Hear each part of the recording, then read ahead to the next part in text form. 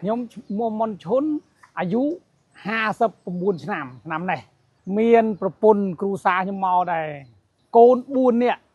ស្រី2ប្រុស2ហើយខ្ញុំនឹងសពថ្ងៃនឹងខ្ញុំនៅខេត្តពោធិ៍សាត់បាទជីវិតមកខ្ញុំមុនដំបូងនឹងក៏ខ្ញុំចាប់ដើមបួសមូលហេតុបាត់បួសនឹងខ្ញុំបួសសងគុណមេដាបៃតាដើម្បីលៀងបាបបាទខ្ញុំក្មេងមែនតើខ្ញុំបួសនឹងសងគុណមេដាបៃតានឹងតើឲ្យមេដាបៃតាខ្ញុំនឹងជពាសខ្ញុំឃើញទេតើខ្ញុំបានបនទេពេលខ្ញុំបួសទៅប៉ុន្តែខ្ញុំមើលឆ្វែងយល់នៅក្នុងធម៌ព្រះពុទ្ធវាអត់មានឃើញបង្កើតអីសោះខ្ញុំសួរលោកតាអាចារ្យរៀងខ្លួនគាត់ចាស់ជាងខ្ញុំមានអីមានខ្ញុំសួរទៅតាមតាអាចារ្យសួររិស័យរយៈតាអាចារ្យខ្ញុំសួរថាតាអាចារ្យតើមនុស្សលោកយើងនឹងមុនដំបូងតើអ្នកណាបង្កើតខ្ញុំសួរជ្រុងជ្រោយអញ្ចឹងតើអ្នកណាបង្កើតតាអាចារ្យថាហើយសួរអញ្ចឹងមុនដំបូងនឹងមានម៉ែឯងបង្កើតនឹង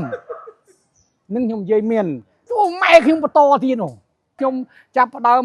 បួសនឹងបាន10ភាសានឹងក៏ខ្ញុំចាប់ផ្ដើមសឹកពីបួសនឹងមកអាយុខ្ញុំ20ឆ្នាំខ្ញុំមានសមត្ថភាពនឹងខ្ញុំអាចទៅធ្វើតាអាចារ្យទៀតព្រោះខ្ញុំបួសនេះព្រោះខ្ញុំឆ្វែងយល់អត់ទាន់ឃើញ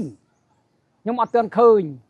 ដល់អញ្ចឹងទៅខ្ញុំថ្ងៃមួយនឹងក៏ខ្ញុំមានគណិតទុកចិត្តថាឯងអើយខ្ញុំបួសហ្នឹងដែលអត់សងបាបបានទេថ្ងៃហ្នឹងវាមានចោលប្រសពអីទៅក៏មានអង្គការពិភពទឹកនេះទៅធ្វើបន់បជនរស់ខ្ញុំនឹងក៏អត់ជឿដែរខាងព្រះយើងនេះអត់ជឿទេខាងព្រះអង្គម្ចាស់គ្រីស្ទនេះអត់ជឿដល់លីងទោះបីគេនិយាយយ៉ាងណាក៏ខ្ញុំអត់ជឿដែរខ្ញុំវាអត់ជឿព្រោះអីសាសនានឹងវាមិនដែលឃើញបានបនបជនរស់នេះយេអញរស់ទៅដែរថ្ងៃនេះដូចដាច់ចិត្តហ្មងទៅស្ដាប់ចេញពីអាចារ្យមកដល់ចេញពីអាចារ្យកន្លែងវត្តហ្នឹងហើយបនគេនៅមុខវត្តចេះនោះដល់ពួកនឹងគេទះដៃទីអីប្រងចុយថ្ងៃនេះអាចារ្យវត្តមកដែរវ៉ៃនឹងអាពួកខាងយើងណាគឺចូលមុននោះគេដឹងអាចារ្យវត្តនេះអញចូលអាចារ្យវត្តមានមកស្ដាប់ដែរតាខ្ញុំក៏និយាយទៅចឹងទៅតាំងពីថ្ងៃហ្នឹងចាប់ក្តើមគេធ្វើបុណ្យអារៃនឹងរួចនឹងអីរួចច្រាប់ទៅគេតហែអង្គនោះគឺចម្លាប់ពេជ្ជឃាតណាស្រាប់តែពេជ្ជឃាតព្រះអង្គរស់បញ្ជូន3ថ្ងៃមិនរស់ឡើងវិញ